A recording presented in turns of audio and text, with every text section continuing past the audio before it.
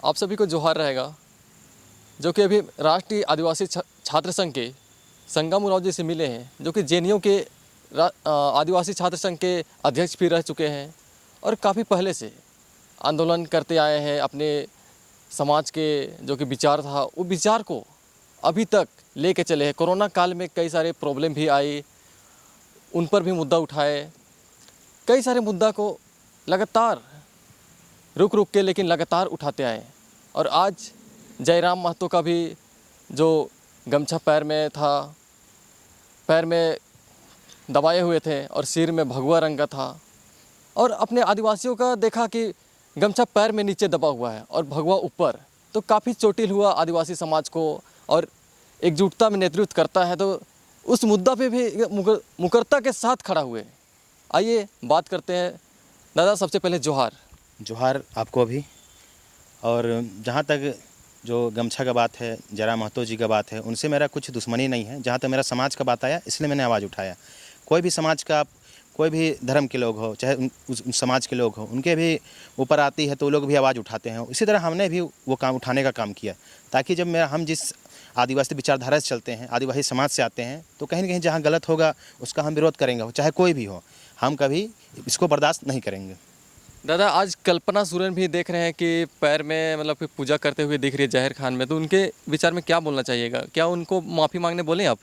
इससे हमने print media में प्रेस विज्ञप्ति दिया हुआ है और प्रिंट मीडिया में निकाला भी गया था कि कल्पना सोरेन कोई जहर थाने पूजा कर रही थी, वहाँ पास गमछा के ऊपर बैठी हुई थी, खड़ी हुई थी। चाहे कोई भी हो, चाहे कल्पना सोरेन ही क्यों ना हो, चाहे कोई भी हो, जो भी हमारे प्रतीक पहचान के साथ में खिलवाड़ करेगा तो हम लोग बर्दाश्त नहीं करेंगे। अब अगर वो माफ़ी नहीं मांगते, उनका ही पुतला जलाया जाएगा। ऐसा बात नहीं कि आज हम जयराम होता उन्होंने गलत कैसे उनका विरोध किया। कल्पना सोरेन जी के सोशल मीडिया के माध्यम से चला तो हम लोगों ने देखा कि वो भी गमछे ऊपर खड़ी है, बैठी हुई है, तो हम लोग उनका ही विरोध करेंगे।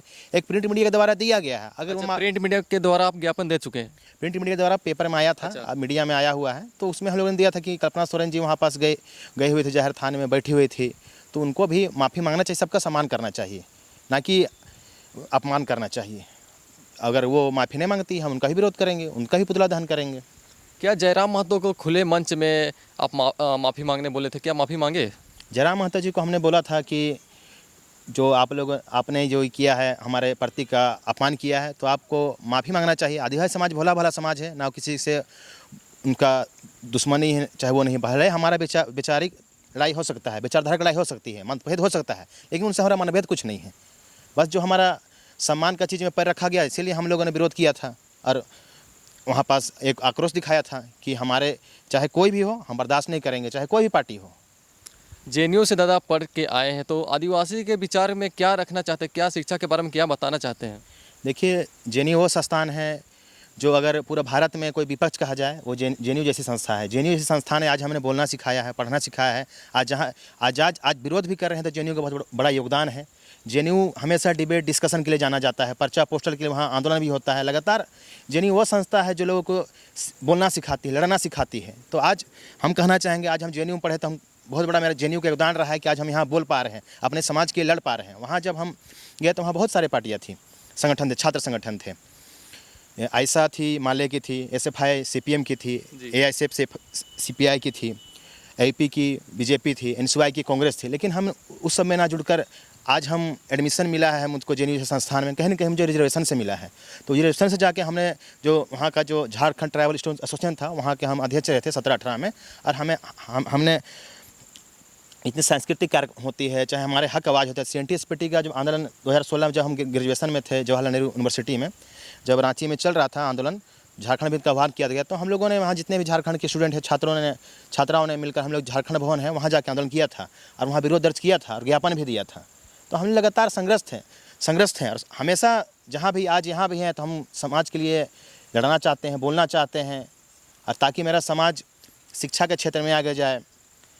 बाबा कार्तिक उरांव ने कहा था, जब शिक्षित होगा तभी समाज आगे बढ़ेगा। उसी के अनुसार आज हम लोग जहाँ भी गलत होगा तो हम लोग विरोध करेंगे, चाहे कोई भी हो, इसमें हम लोग कॉम्प्रोमाइज़ नहीं करेंगे। जेएनयू से आपका पढ़ाई कब कंप्लीट हुआ दादा? मेरा 16 में ग्रेजुएशन कंप्लीट हुआ, वहाँ से 18 में मेरा MA कंप्लीट हुआ। उसके बाद में तैयारी 2 साल की, फिर कोरोना काल में रांची आए। फिर यहाँ पास देखे कि जो लॉकडाउन लग गया, उसके बाद में यहाँ पर देखिए जो हमारे दिहाड़ी मजदूर करने वाले मजदूर सब के घर में राशन नहीं आ रहा है, तो हम लोगों ने करीब 1 सप्ताह तक राशन बांटा। उसके बाद में जो यहाँ पास प्रवासी मजदूर जो पैदल आ रहे थे, तो हम लोगों ने लगातार 2 महीना तक उनको खाना भोजन उपलब्ध कराया और उसी से हम लोग एक आगे बढ़ते गए और लगातार जो भी आंदोलन रहा उसके बाद तमाम उस समय देखिएगा आप जब राम मंदिर के यहाँ से मिट्टी ले जाया जा रहा था अयोध्या के लिए, उस टाइम हम लोगों ने विरोध किया था।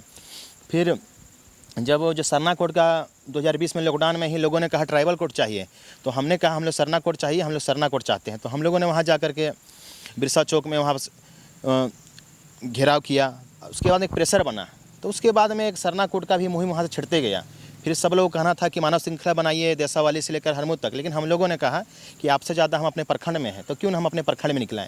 उस पर प्रखंड वाइज जिला वाइज आंदोलन हुआ, सरना कोड का एक वहाँ मुहिम पहुँचा। उसके बाद देखिएगा जो साहेबगंज की महिला थाना प्रभारी थी रूपा तिर्की, उस टाइम में बढ़ चढ़ के हिस्सा लिया और जो आंदोलन को किया और उसके बाद में हम लोग सीबीआई जांच तक पहुंचाया। तो ऐसे बहुत तरीके तो हम बताना नहीं चाहते हैं कि हमने क्या किया क्या नहीं किया। आज लगातार देखिएगा सरना कोड का मांग, चाहे दिल्ली हो चाहे रांची हो, हम हमेशा संघर्ष रहे हैं। और एक जहाँ भी जाते हैं, दिल्ली जैसे भी हमको वहाँ भाषण स्पीच देने के लिए बुलाया गया था, वहाँ ने भी हमने सरना कोड का मांग रखा था, तो आदिवासियत की बात रखी थी, जो हमारे बैकलॉग सीट है उसकी बात रखी थी। तो ऐसा नहीं कि आज हम किसी का वो कर रहे हैं, लेकिन हम जहाँ भी रहेंगे समाज के लिए लड़ेंगे और तत्पर रहेंगे, संघर्ष रहेंगे। देख सकते हैं जो कि संगम उरांव जी की 2019 में कोरोना काल में काफ़ी मजदूरों को दिक्कत हुई, वैसी स्थिति में आप लोग खाना वाना भी खिलाए सर? हाँ देखिए, उस टाइम सब घर में थे, लेकिन जो हमारे यहाँ के हमारे प्रखंड के जो हमारे गांव के आसपास के जो हमारे साथी लोग थे, उन्होंने बढ़ चढ़ का हिस्सा लिया। लोगों को लग रहा था कि नहीं ये लोग वहाँ पास खाना वाना बना रहे लोग कोरोना हो जाए, लेकिन उसमें से एक भी लोग कोरोना हुआ। आप लोग जानते हैं आदिवासी लोग का इम्यूनिटी स्ट्रॉन्ग होता है, तो वहाँ किसी को हुआ नहीं था और सब आज भी फिट हैं, तंदुरुस्त हैं। और जो उस काम को किए, तो उसी तरह हम लोग इस क्षेत्र में पहचान मिला उसी के द्वारा, और हम लोग आज भी सामाजिक कार्य में हमेशा लगे हुए रहते हैं। जहाँ भी होता है हम लोग बढ़ चढ़ के हिस्सा लेते हैं। आपको देखा जाए दादा 2019-20 में काफ़ी संघर्ष किए हैं सरना कोड को मांग को लेकर, क्या लगता है झारखंड में किस पार्टी सरना कोड दिला सकती है? एक तरफ देखा जाए बाबूलाल मरांडी है बीजेपी से, एक तरफ देखा जाए हेमंत सोरेन है जेएमएम से, तो क्या लगता है? और एक तरफ अभी झारखंड में बाप पार्टी का गठन हुआ है, तो क्या लगता है किस पार्टी में दावेदार हो सकती है आदिवासियों के हित के लिए? जैसे उससे पहले देखिए कांग्रेस का सरकार थी, तो अब वहाँ पास 2011 का जनगणना हुआ था, उसमें प्रधानमंत्री मनमोहन सिंह थे, यहाँ से डेलीगेट्स भी गए थे वहाँ पास, तो वहाँ भी सरना कोड का मांग रखा गया था। और उस समय वहाँ पर एसटी कमीशन के अध्यक्ष रामेश्वर उरांव जी थे, तो यहाँ से पास होने के बाद वहाँ भी नहीं दिया गया था। उसके बाद में जिस टाइम बाबूलाल मरांडी जेबीएम में थे, 2019 का चुनाव था, मैनिफेस्टो में उन्होंने रखा था कि हमारी सरकार सत्ता में आती है तो हम सरना कोड देंगे। लेकिन आज बीजेपी में है तो उनका रंग बदल गया है, इस बारे में कुछ बोलते ही नहीं हैं। और अभी हेमंत सोरेन की सरकार है, कांग्रेस का गठबंधन है, तो इन लोगों को तो यहाँ से पास कर दिया है, लेकिन पास करके यहाँ बस खाना पूर्ति करके भेज दिया गया है, केंद्र सरकार नहीं दे रहा है। तो इसके लिए सब पार्टी जिम्मेवार है, चाहे जेएमएम हो, कांग्रेस हो, बीजेपी हो, कोई भी पार्टी हो। इसी पे राजनीतिक फ़ायदा के लिए बस बोलते हैं, लेकिन काम तो कुछ करते नहीं हैं। जो हमारा 2006 में जाति प्रमाण पत्र में एक कॉलम था, उसमें सरना का रहता था जो अनुसूचित जनजाति के, लेकिन उसमें सरना का कॉलम था उसको भी हटा दिया गया। तो जो पहले हमारा कॉलम था उसको कम से कम दिया जाए। झारखंड में क्या हमारा पहचान रहे, लेकिन वहाँ बस दिया जाए।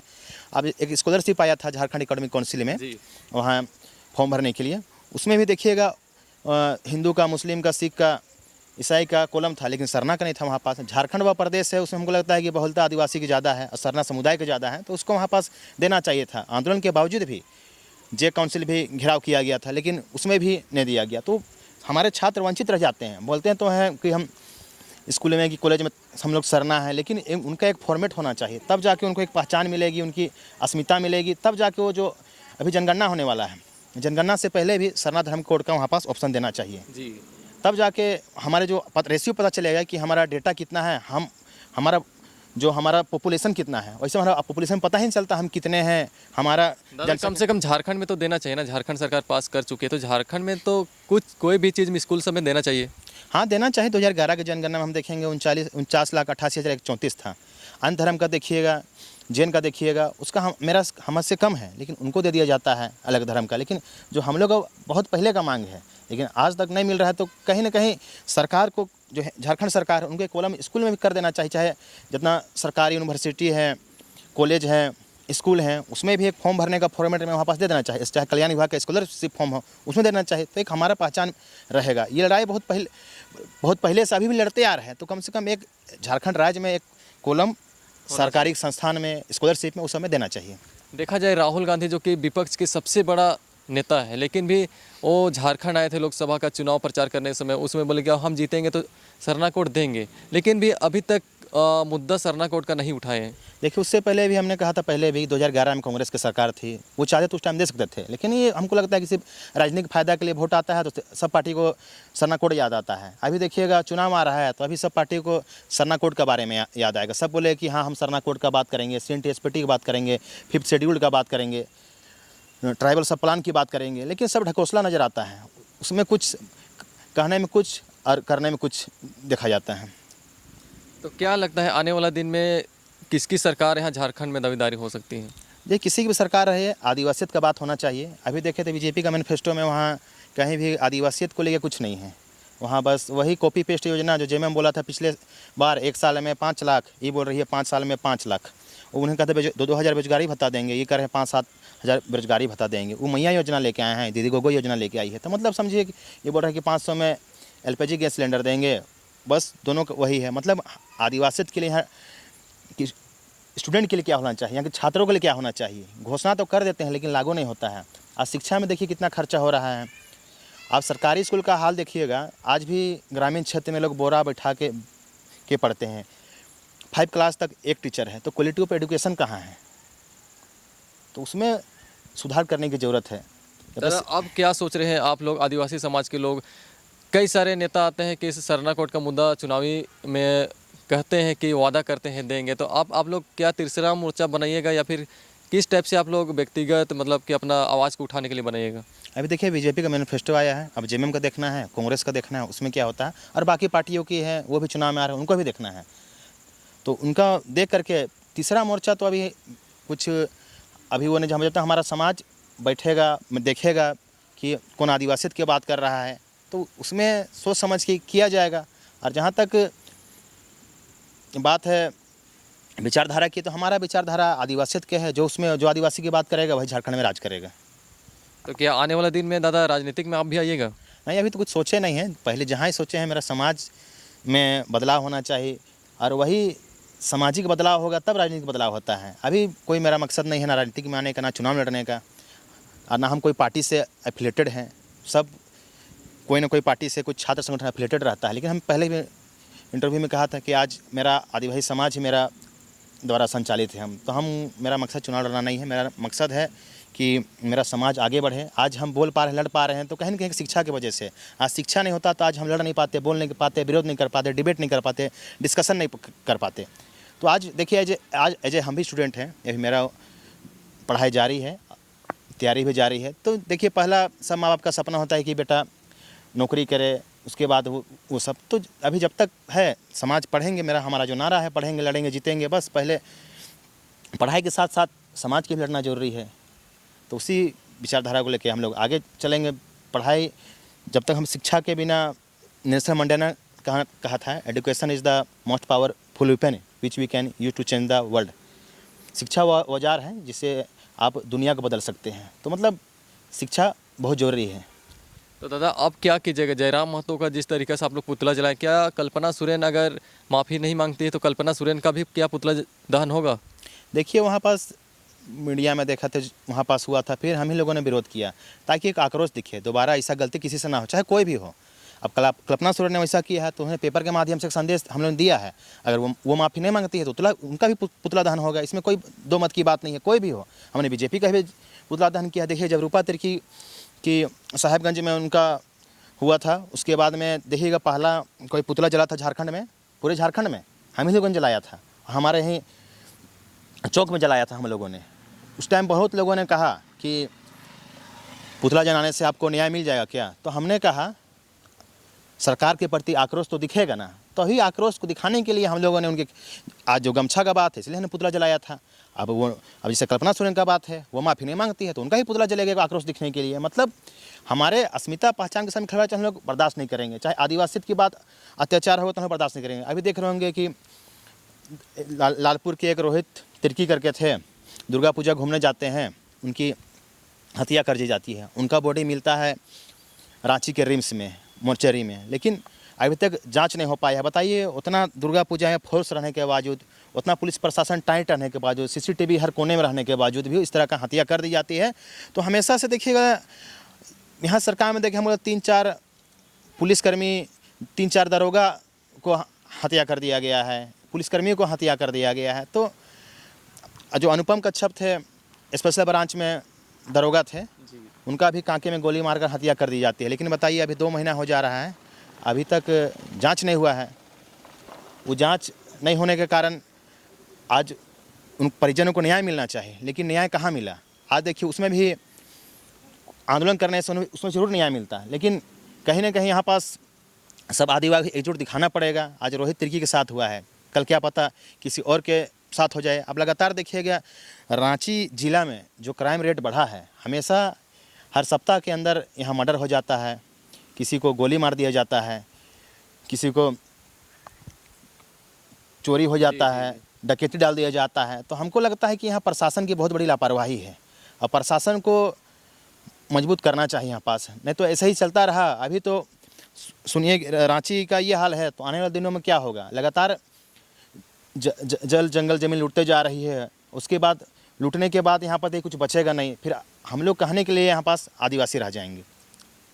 देख सकते हैं कई सारे मुद्दा उठाए हैं, शिक्षा से लेके, और जेएनयू से पढ़ाई कर चुके हैं और अपने आदिवासी हक अधिकार के विचार उस समय से रखते आए और आज तक रखते आ रहे हैं।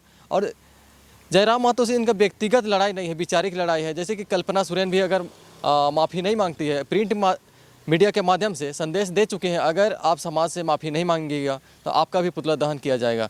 तो बहुत बहुत धन्यवाद दादा। हाँ, आपको भी बहुत बहुत धन्यवाद इस वार्तालाप के लिए, इस संवाद के लिए, और आपके चैनल को भी मेरी तरफ से जोहार। जय झारखंड। जोहार।